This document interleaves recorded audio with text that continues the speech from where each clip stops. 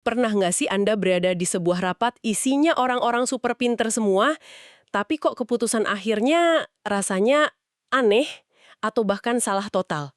Secara logika kan, semakin banyak kepala pinter, harusnya keputusannya makin bagus ya kan?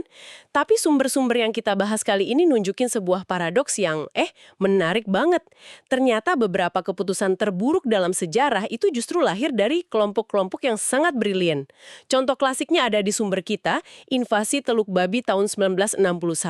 Ini sebuah rencana yang dari awal aja udah banyak bolongnya. Tapi entah gimana bisa lolos dan disetujui sama Presiden Kennedy dan tim penasehatnya yang isinya orang-orang top. Hasilnya, bencana. Tapi, nah, disinilah bagian yang paling menariknya. Cuma 14 bulan kemudian, kelompok yang hampir sama persif dihadapkan pada krisis rudal Kuba. Mungkin krisis paling genting di era modern, dan mereka berhasil melewatinya dengan sangat baik. Perang nuklir bisa dihindari. Pertanyaannya, apa yang berubah? Jawabannya itu bukan di orangnya, tapi di prosesnya. Dan itulah inti dari pembahasan kita kali ini. Ini bukan soal nyari orang yang lebih pinter, tapi soal gimana caranya kita menciptakan sebuah proses pengambilan keputusan yang lebih baik. Intinya, bukan untuk menghilangkan konflik, sama sekali bukan. Justru sebaliknya. Gimana kita mengelola bahkan memancing jenis konflik yang tepat. Konflik yang produktif sambil meredam konflik yang sifatnya personal dan ya merusak. Oke, ini menarik. Jadi kita akan bedah gimana caranya sebuah kelompok bisa jadi lebih pinter dari individu terpintar di dalamnya. Bukan malah jadi lebih bodoh. Kita mulai dari jebakan pertamanya deh, yang kayaknya paling sering terjadi. Keinginan untuk rukun dan akur terlalu cepat. Rasanya nyaman ya kalau semua orang langsung setuju, rapat jadi cepat selesai, kita bisa lanjut ngopi. Tapi sumber kita ini ngasih peringatan. Kenyamanan itu ilusi yang bahaya banget. Ada istilahnya untuk ini kan? Tepat sekali. Istilahnya itu groupthink. Dan ini musuh utamanya pengambilan keputusan yang cerdas. Groupthink itu terjadi ketika keinginan kelompok untuk harmonis itu mengalahkan penilaian realistis terhadap alternatif lain. Gejalanya jelas banget. Pertama, dan mungkin yang paling umum, itu sensor diri. Jadi anggota kelompok, walaupun punya keraguan di hati, milih diam. Takut dianggap aneh, takut dianggap menghambat proses, atau bahkan nggak loyal. Saya bisa bayangin itu. Rasanya kayak semua orang kayaknya setuju. Masa saya satu-satunya yang mau protes? Nanti dikira cari gara-gara. Dan efek lanjutannya pasti lebih parah ya. Betul, itu langsung mengarah ke gejala kedua. Ilusi kebulatan suara. Karena semua yang ragu milih diam, tiap orang jadi mikir, wah kayaknya cuma saya deh yang nggak setuju. Padahal bisa jadi setengah ruangan itu mikir hal yang sama. Tapi semua terjebak dalam kebisuan kolektif, gitu. Lalu yang ketiga, yang paling ngeri, itu tekanan langsung ke para penentang. Kalau ada satu orang yang cukup berani buat terus-terusan beda pendapat, dia nggak lagi dilihat sebagai kontributor, tapi sebagai pengganggu. Loyalitasnya dipertanyakan, dicap bukan pemain tim. Kisah spesifik dari invasi Teluk Babi di sumber kita itu benar-benar ngegambarin betapa kuatnya tekanan ini. Arthur Schlesinger Jr., salah satu penasihat Kennedy, dia sebenarnya sangat menentang rencana invasi itu. Dia bahkan sampai nulis memo internal yang isinya kritik tajam. Tapi apa yang terjadi? Robert Kennedy, adiknya presiden, narik dia ke samping dan bilang kurang lebih, "Dengar, presiden sudah ambil keputusan, jangan desak dia lagi. Kita semua harus dukung." Dan efeknya langsung terasa. Schlesinger sendiri ngaku setelah kejadian itu, di rapat-rapat krusial berikutnya, dia milih diam. Dia simpan keraguannya buat diri sendiri. Coba bayangin, sebuah suara kritis yang mungkin bisa mengubah sejarah, hilang gitu aja karena tekanan untuk jadi pemain tim. Nah, yang menarik kan justru gimana mereka belajar dari kesalahan fatal itu. Benar-benar putar balik 180 derajat. Waktu krisis rudal Kuba, mereka sadar kalau proses sebelumnya itu salah total dan harus dirombak. Jadi mereka sengaja merancang sistem baru untuk memaksa adanya perdebatan. Tepat. Mereka menerapkan beberapa taktik yang sangat cerdas. Pertama, mereka secara resmi nunjuk apa yang disebut advokat setan atau kritikus. Sebenarnya peran ini dipegang Robert Kennedy sendiri dan beberapa orang lain. Tugas mereka secara eksplisit adalah nyari kelemahan, mempertanyakan asumsi, dan menyerang setiap usulan. Nggak peduli siapa yang usulin. Ini mengubah dinamika kan? Kritik bukan lagi serangan personal, tapi bagian dari tugas. Sejak keluar dari ruang rapat, ini ide yang brilian loh. Tujuannya agar para penasihatnya bisa berdebat lebih bebas tanpa merasa harus menyenangkan atasannya. Betul, itu krusial banget. Tanpa kehadiran bos, diskusi jadi lebih jujur dan ya, lebih brutal. Selain itu, mereka juga mastiin kerangka masalahnya nggak sempit. Bukan cuma pilihan hitam putih antara serang Kuba atau diam saja. Mereka maksa diri buat cari opsi-opsi lain. Blokade laut, negosiasi diplomatik, perundingan rahasia. Dan yang terpenting, mereka aktif cari masukan dari ahli di luar lingkaran inti mereka. Orang-orang yang nggak punya beban politik. Proses yang beda total, yang akhirnya melahirkan hasil yang juga beda total. Ini memunculkan pertanyaan penting nih buat Anda. Kalau gitu, jika menghindari konflik itu resep bencana, gimana caranya kita secara aktif mendorong konflik yang baik? Rasanya kan nggak wajar ya. Dari kecil kita diajarin untuk rukun, kerjasama, cari titik temu. Tiba-tiba kita disuruh mancing perdebatan. Kuncinya ada pada pembedaan yang sangat fundamental. Ada dua jenis konflik, dan kita harus bisa bedain ini. Yang pertama itu konflik tugas atau task konflik. Ini perbedaan pendapat soal ide, soal rencana, soal substansi kerjaan. Menurut saya, strategi marketing A lebih baik dari B. Ini bagus, ini yang kita mau. Yang kedua, itu konflik hubungan atau relationship konflik. Ini serangan yang sifatnya pribadi. Kamu tuh selalu aja pesimis, atau idemu aneh. Nah, ini buruk, beracun dan harus dihindari. Aturan mainnya sederhana, serang idenya, bukan orangnya. Dan ini lebih sulit dari kedengarannya kan? Karena di otak kita, ide seseorang itu seringkali terikat sama identitasnya. Kalau ide saya dikritik, rasanya kayak saya yang dikritik. Nah, disinilah ada satu cerita yang menurut saya paling gila sekaligus jenius dari sumber Anda. Tentang seorang CEO bank di Chicago. Ya, cerita yang itu. Saya ingat.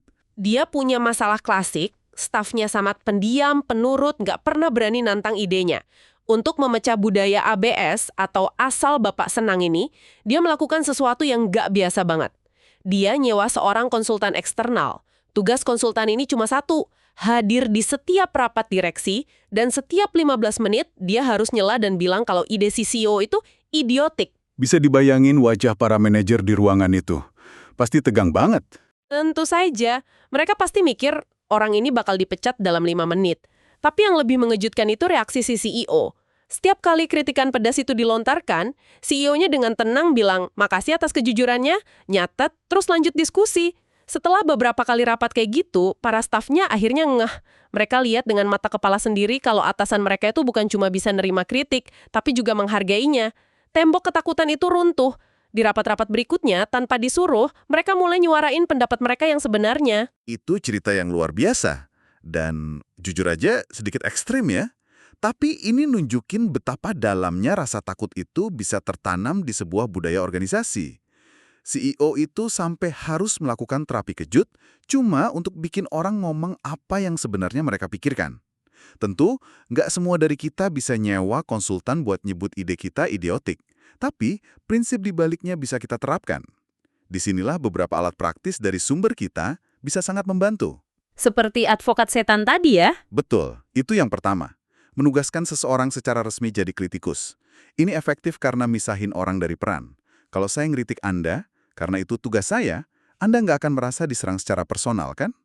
Alat kedua yang juga sangat kuat itu namanya penyelidikan dialektis. Nah, ini konsep yang menarik. Coba, saya jelasin pemahaman saya, benar nggak? Jadi daripada bahas satu proposal, kita sengaja bentuk 2 tim. Tim A bikin argumen sekuat mungkin untuk, katakanlah, meluncurkan produk di bulan Juni. Terus tim B bikin proposal tandingan yang sama kuatnya untuk meluncurkannya di bulan Desember. Lalu kedua tim ini debat. Gitu kan? Tepat sekali. Dengan begitu, perdebatannya bukan lagi ide saya versus ide Anda, tapi jadi argumen tim A versus argumen tim B.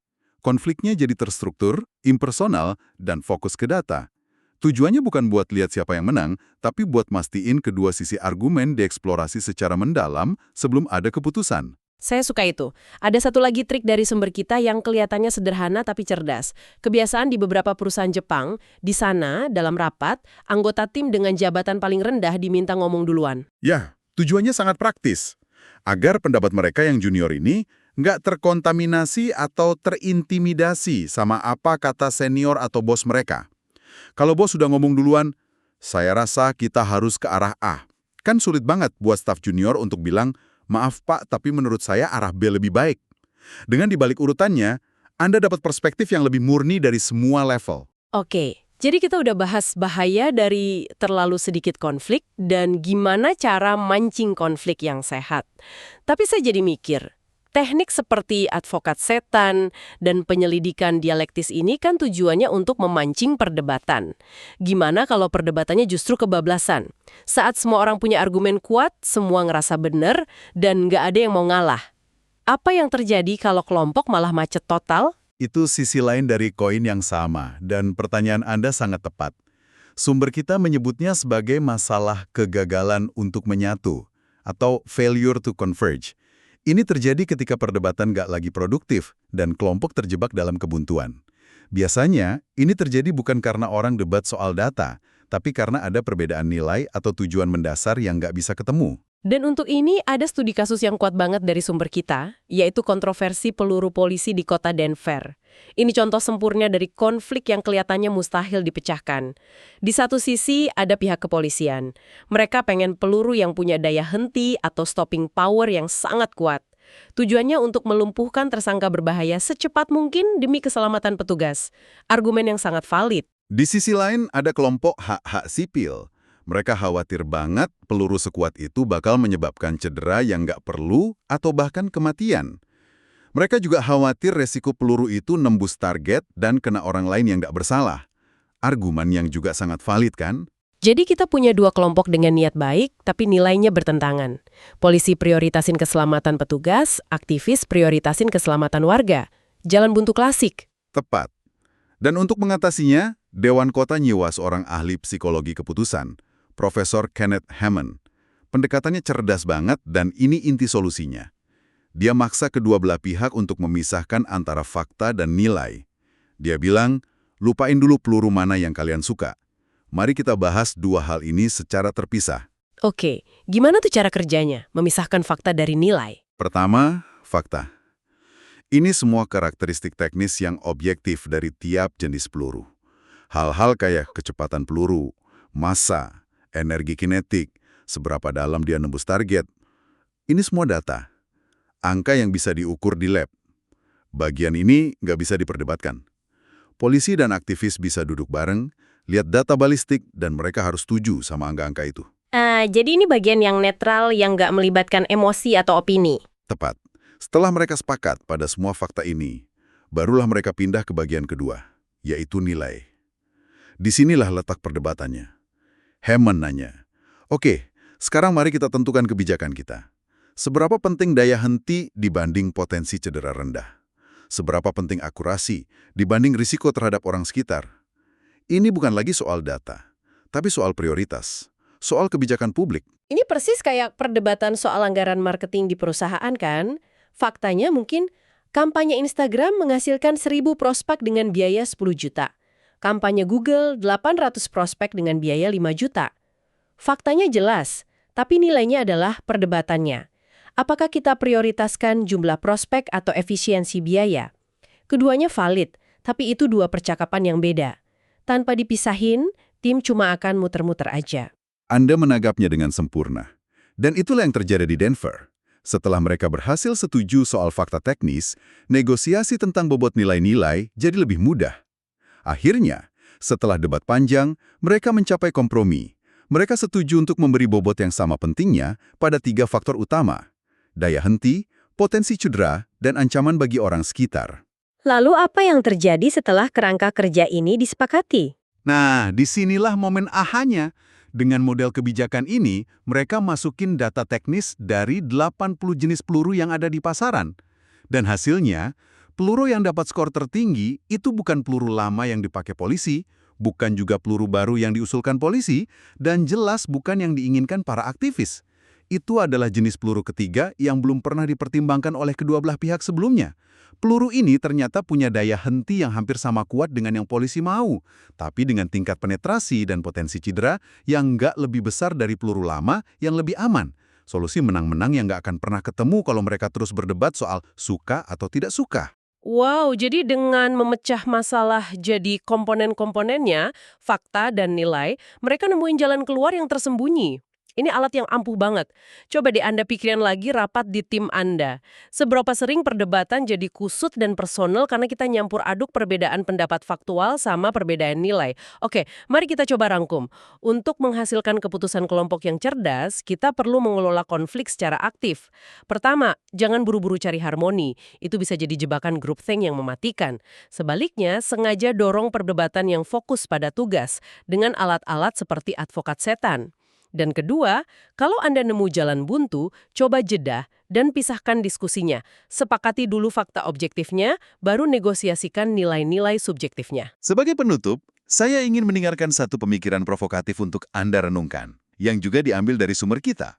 Penelitian psikologi sosial nunjukin bahwa ketika sebuah pandangan minoritas, pendapat yang beda dari mayoritas, didukung oleh lebih dari satu orang, peluangnya untuk didengar, dan bahkan ngubah pandangan mayoritas itu meningkat secara dramatis.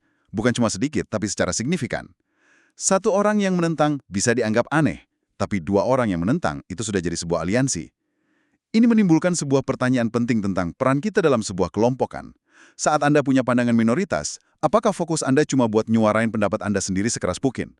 Atau apakah Anda juga secara aktif nyari setidaknya satu sekutu di dalam ruangan yang bisa dukung Anda, bahkan kalau dia nggak 100% setuju? Dari sisi lain, kalau Anda lihat seseorang sendirian nyuarain pandangan minoritas yang masuk akal, apakah Anda sadar kekuatan yang Anda punya hanya dengan bilang, "Tunggu dulu, saya rasa poin dia ada benarnya, mari kita dengarkan." Anda nggak harus setuju sepenuhnya, tapi dengan ngasih dukungan, Anda memastikan ide itu nggak langsung mati. Ini menunjukkan bahwa jadi anggota kelompok yang efektif itu bukan cuma soal keberanian menyuarakan pendapat sendiri, tapi juga soal kebijaksanaan dalam membentuk dinamika percakapan itu sendiri. Ini bukan cuma soal berani beda, tapi juga soal menciptakan ruang aman bagi orang lain untuk berani beda.